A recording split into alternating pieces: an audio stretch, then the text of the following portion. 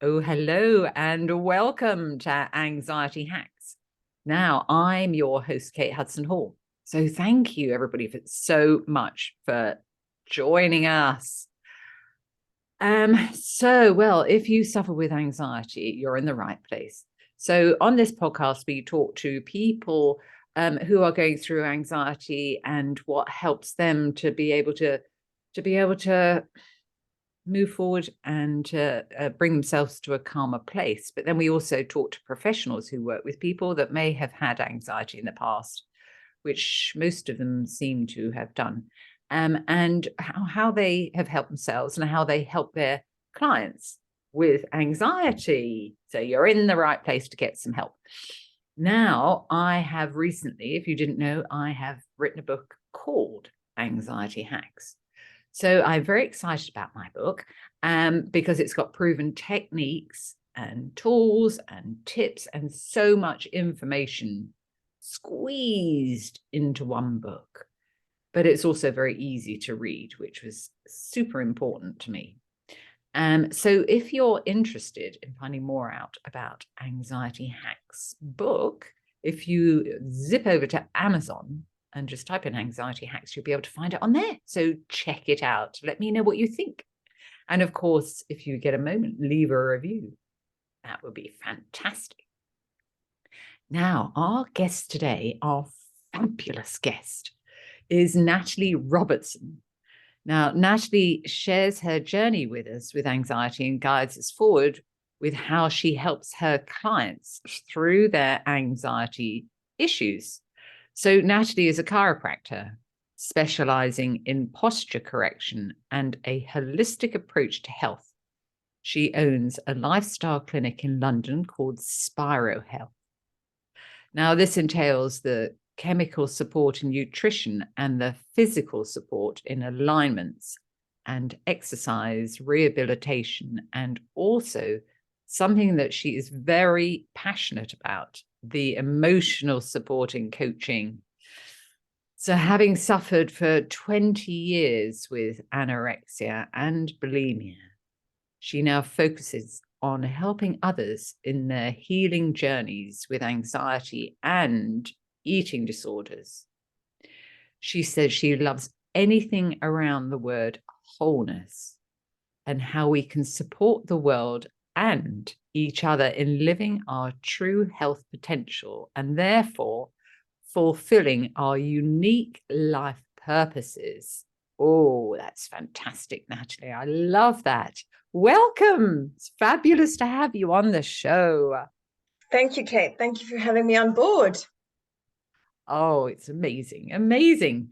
So, should we begin with you maybe sharing your journey with anxiety? So, yes, personal journey with anxiety.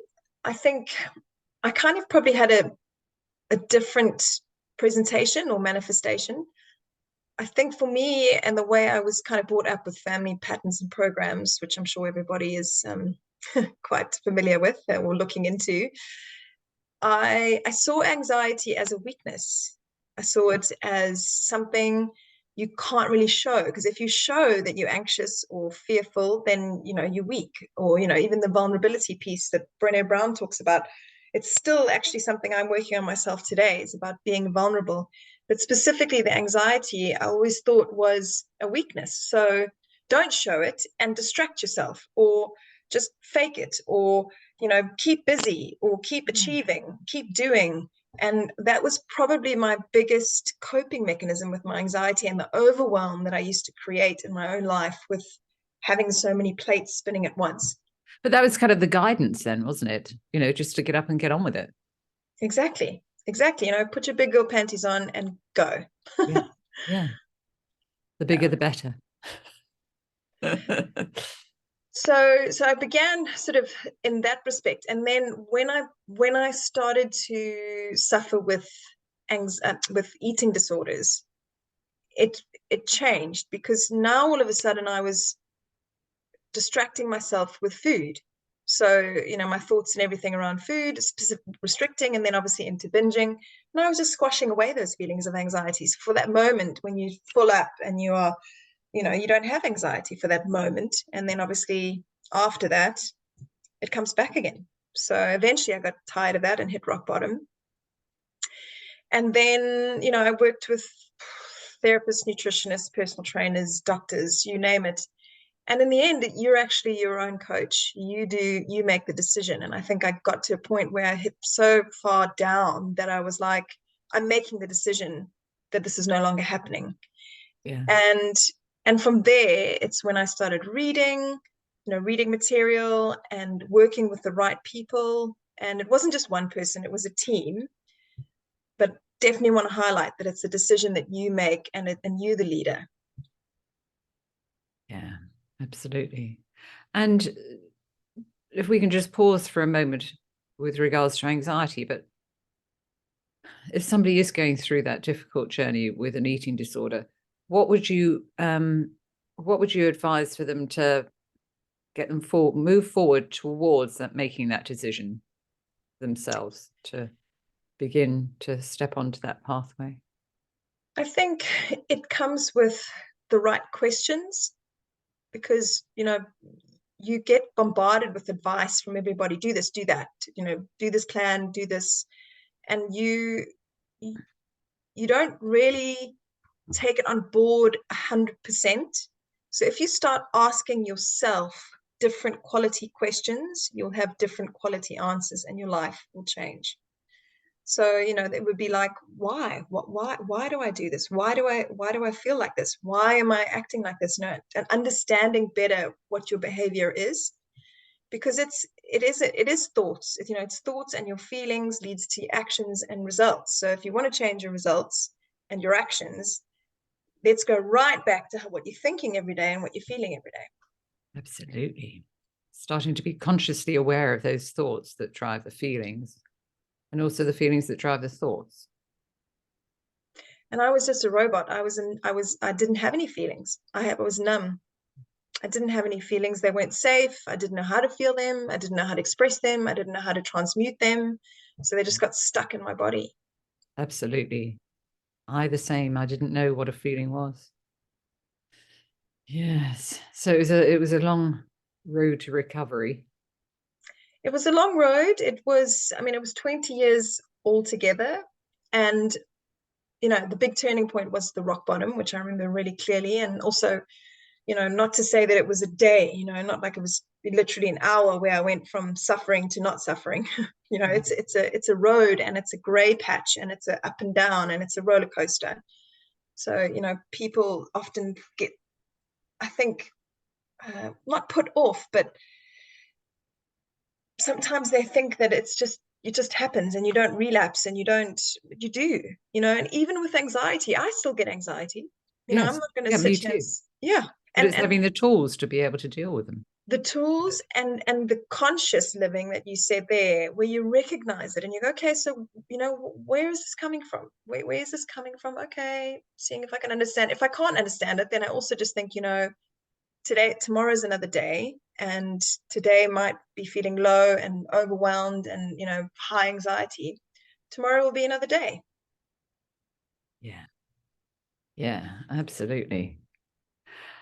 So if a client came to you with anxiety and wanted help from you, where would you begin?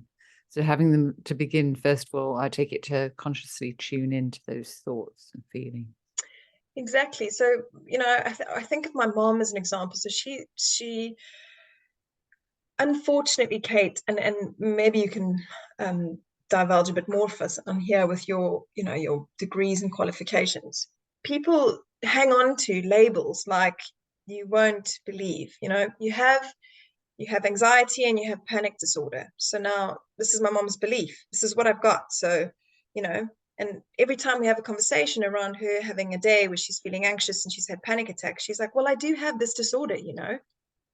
And so I really challenge somebody who's sitting there listening to this who feels that way, because a label is a label, but it doesn't mean that that's you forever and you are not a label. Yeah. So I always, help my mom. Breathing techniques are great. I mean, your book's got some fantastic examples. The ones that I use to get people present mainly, or the ones that I use myself for sleep and things, are the 4-7-8 breathing. Yeah. So 4-7-8, and then the box breathing.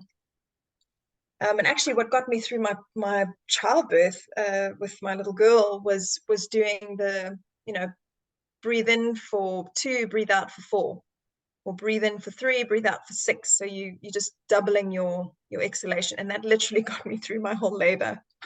Wow. Wow. Yeah, I remember that. For my third child, I just trained to be a hypnotherapist, so I did self-hypnosis. Amazing. And I didn't have any contractions. I had no pain relief. You didn't need it, as in you just got through it with that mindset. But I didn't have any pain from the contractions.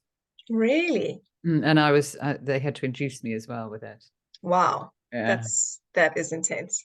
It is. And then, Sure. That went from 7 o'clock in the evening until midnight. And then I remember coming around and going, oh my gosh, I need to push. Oh my gosh, and the midwife's like, oh, don't worry, let me have, oh gosh, there's the baby.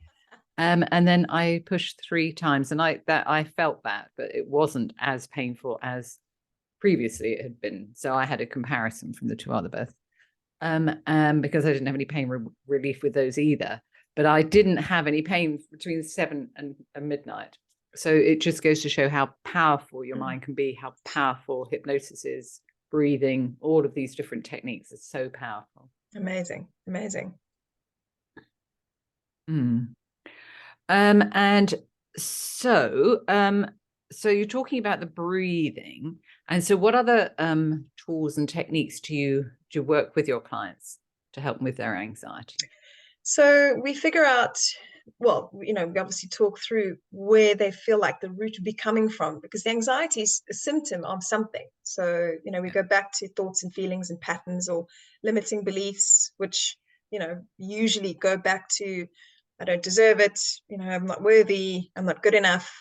And when we can start to shift those in some small way, in a very, gentle, slow process, then when your thoughts and feelings change, your actions change, and then your results are different. So for me, I really, really focus a lot on deep patterns that have been there, since you were tiny, tiny little people. Yeah. Yeah. And Natalie, I was just thinking about, the patterns of people that have anxiety and the labels. Your example of your mother. I suppose where I would begin with that would be, I would say to her, so what will you lose? What will you no longer have if you didn't have anxiety? Have you asked her that? I have not asked her that. And she might say, oh, I don't know. I will feel much calmer. But, there's unconscious reasons why she is holding on to that. So it's beginning to break that down and figure out specifically what it is for her, because of course it would be different for everybody. And that's where I would go with that. And start to address that.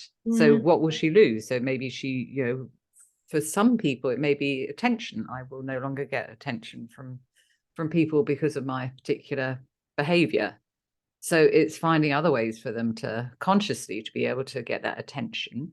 But then I would also, if that was my client, then I would also sort of guide them down the route of maybe using some hypnosis, working in trance to work Absolutely. with that unconscious part of them. Because, but consciously it's actually, okay, so, if it is attention, so how can we, give you that attention, or how can you get that attention in other ways, but positive ways? Yeah, I think that's a great start. I also think it's tricky to work with family. So I'm looking for the right person to work with her. I think that's key for everybody. Make sure you connect and completely feel supported and safe with someone that you're working with. Yeah. And so what, are there any books that you could advise, or what would be some suggestions that you could give people that would be able to help them with their difficulties? So for me, a lot of it was, I get anxious when I feel out of control. So when I feel overwhelmed and I feel out of control, then, anxiety is higher. So then it'll affect sleep and, thought processes, memory, everything. So one of the books, and actually one of the thought leaders that really helped me deal with that, was a man called John DeMartini. So he's written books on values, core values, and value determination. It's actually if you type in his name and value determination, you will be able to do this on the internet to figure out what your top 3 values are in your life. And so he's talking about if you're having anxiety or if you're having discomfort, it's because you're not living your life according to your hierarchy. And that for me was really interesting, and that's what got me reading. So he was a key person in my journey. And for the moment, actually, I've got it here because it's quite a new book. It's called Lighter by Jung Pueblo. Right. Also a great book, much about his journey. So let go of the past, connect with the present, and expand the future. So that's been really most pertinent for me most recently. And then what have you learned from that? So being lighter. You and I discussed a little bit before this about how I'd been feeling a bit heavy and taking on things that weren't mine. And so the lightness really shines through in this book to literally feel lighter. And so you've worked through the book, and what Yes. have you, how does he suggest that you work through that? He just really has profound ways. I mean, I just took pictures and just, from relationships to, figuring out your purpose to, he's just got ways to articulate it that are much less intense. And it kind of just gives your body a little bit of a breath of a sigh because, the way that he's a fantastic writer. It's all about self-compassion and, learning to let go. And those are things that can really help with overwhelm and control, having these I must control, otherwise I'm not safe. Yeah. And many people struggle with self-compassion, don't they? Absolutely. That turning towards being kind to yourself, learning to love yourself is difficult for many people. And then some other thought leaders, Abraham Hicks, they wrote some great books for me. That was, it's been revolutionary just in thinking, ask and it is given, and learning more about the law of attraction and how you can create your own life. That was empowering. So that, that obviously gave me a sense of empowerment, and responsibility and understanding. Again, for me, understanding personally is a big key thing to feeling more relaxed. When I can understand why something is going on, then my system just feels a little bit less intense. Yes. Yeah. Yeah. Yeah. Good. And so in this day and age, after all we've been through with COVID and the difficulties that you were going through, how do you deal with your anxiety when it comes forward? What do you do? So I think part of it is recognizing it, because sometimes you go into autopilot and then I will go into patterns that are destructive. So like I mentioned before, I'm on high alert of when I start being too busy. So when I've got way too many things on my plate and spinning, then it's a sign for me. It's like, okay, what are you running away from here? What are you squashing it down? What are you distracting yourself from?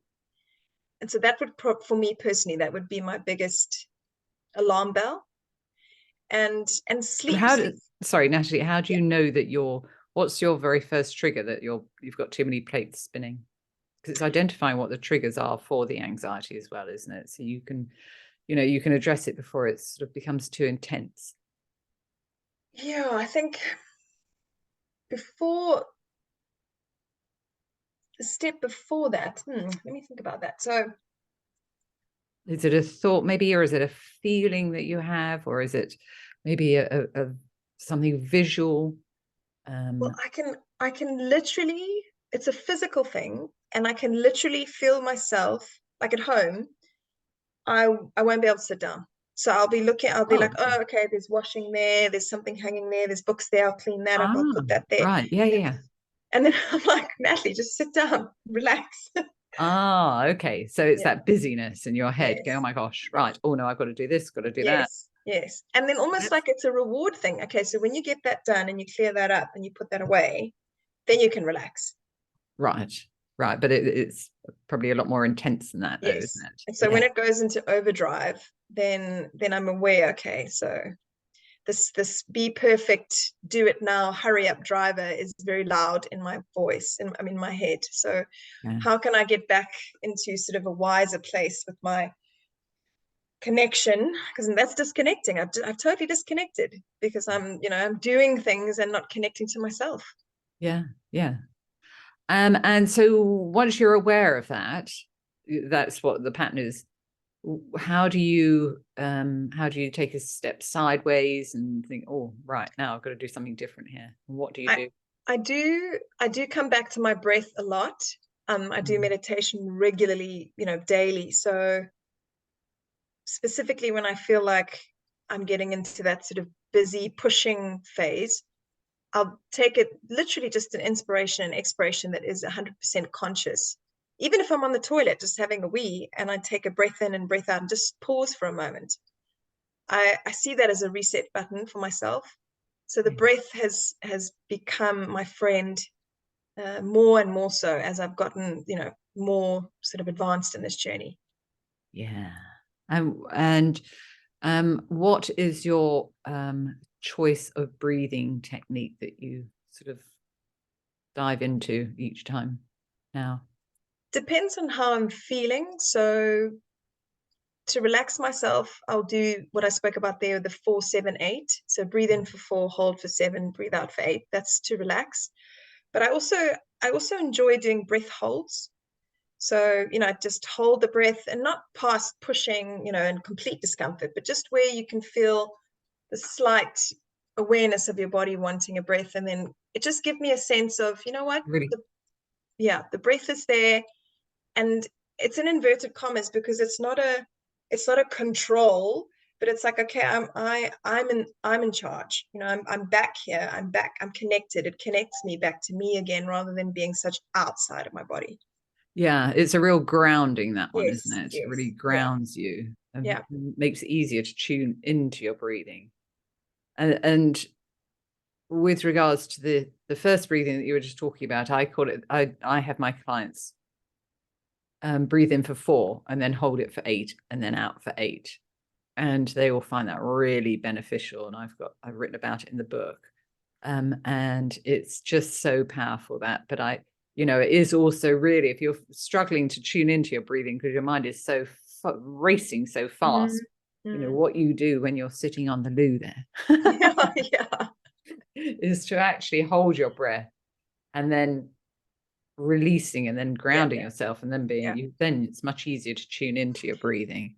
I often accompany it with a visualization of connecting to the earth. So, Mm, just the nice. the mother energy, maternal, nurturing, just picture the color or the energy, the frequency. And so wherever my feet are and wherever they're touching the floor, at the same time as the breath, I'm just kind of rooting down, just connecting back to sort of our roots.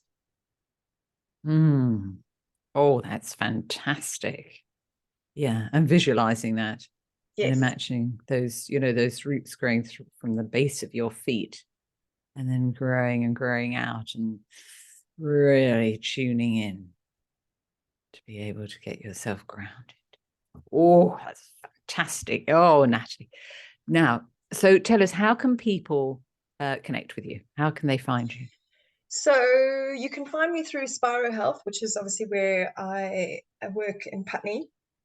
That was actually another point that I was going to make just quickly. I see from a physical aspect of posture, if people have misalignments in specific places, so I've seen a pattern, I've been doing this for 17 years, there's often a physical trigger for an anxious feeling. So it's not a thought, Oh, but it's a physical thing, and it's because of the shape of your spine, which isn't allowing the biggest breath that you can take in and out because of a physical biomechanical reason. And therefore, with the breath that's a little more difficult, the oxygen that's not quite getting into the body at the level it would like, it creates the pattern of, oh my goodness, I'm surviving. I'm not thriving, I'm surviving. And there's the stress that comes along with that. So I've seen so many people improve around shortness of breath and anxiety in that way by having structural care. That was a whole nother Mm. ball game that I was, introduced to while I was working through clients in a different way. So that's something to consider if people are out there and concerned about posture. It might be related. So that's really interesting. And Natalie, so when we are practicing our breathing, for people in general, how should we hold ourselves? What sort of posture should we be in? Well, this is the because we are sitting on the toilet, remember? Yes, exactly. So this is the $1 million question, because I get asked it so much. So Natalie, what is a good posture? How should I be standing? And the answer is, you don't force or hold a good posture, you have it. So when your structure is in a good place, you have it with no effort, because the bones are stacked in a way how they were perfectly designed to keep us upright, and with all our ribs moving and everything in the right angles and in the right positions. So I would suggest to people that you do not force yourself. I mean, there's obviously meditations and mindfulness and breathing techniques where they say make your spine as long as you can, but make sure your jaw is relaxed, your arms are relaxed, so that I would say is okay, but do not force anything or force your body to do anything it doesn't want to do, because you'll create some tension somewhere else. Right. So would it be more beneficial if we were sitting upright, straight? It would, as long as it's not creating pain or tension somewhere. You'll find that you won't be able to hold that very long, because then you'll come back to your point of collapse, which is when everyone, yes, exactly what I just saw in the video. You slumping onto the desk. So the work that I do is to get people to a place where they can't slump anymore, they don't slump anymore, and then give them support. So there's seat wedges and cushions you can sit on that actually support you throughout your day. You can have a look on the website on Spiro Health for that. So you can catch me at Spiro Health. I've also on Facebook, I'm Wholeness Coaching. Love anything wholeness. And yeah, Kate will probably have my email, probably be the best to get a hold of me if you want to get in touch. Yeah, so we'll have all your links below. Yes. So people can reach out to you there to learn so much more. And I've just released a 5-module course called A Blueprint to a Better You. So it's a work at your own pace, 5 modules. It's all about move well, eat well, think well. And yes, it is available for you. So please take a look. Blueprint to a Better You. It'll be on my Facebook page, Wholeness Coaching. Fantastic. And will it be on your website? Or are you focusing all on your Facebook? I can put a link on there. Otherwise, please reach out on email. I will see if I can get my tech people to add that to my website. Yeah. Okay, but it's on Facebook anyway, so people can come find you on Facebook and then connect into it there. Oh, that sounds really interesting. And so how long is the course? It's 5 modules, and they vary from 20 minutes to I think 35, and you can go, as I said, your own pace. It's got some downloadable PDFs, and it's a blueprint to better you. So the aim is really 1% improvement every day. Just small baby steps, small little game changes. Not everything's going to resonate with you, but the things that do, you can impact. You can pretty much pick up on that day and make changes from day one. So it's exciting. Yeah. Oh, yes, that sounds really interesting. We all need to check that out. Oh, fantastic, Natalie. Well, thank you so much for all this valuable information. It's my pleasure. Thank you for having me, Kate. And please keep shining your light on the world as you do. Changing so many lives. Honestly, it's inspiring. Oh, thank you, Natalie. That's very kind. What beautiful words. Thank you. So that is all for the podcast today. And thank you, everybody, for listening. And before we go, make sure you subscribe to the podcast on whatever channel you listen, and then swipe to the right for a 5-star review, no doubt. So thank you for listening. And I look forward to speaking with you in the next episode.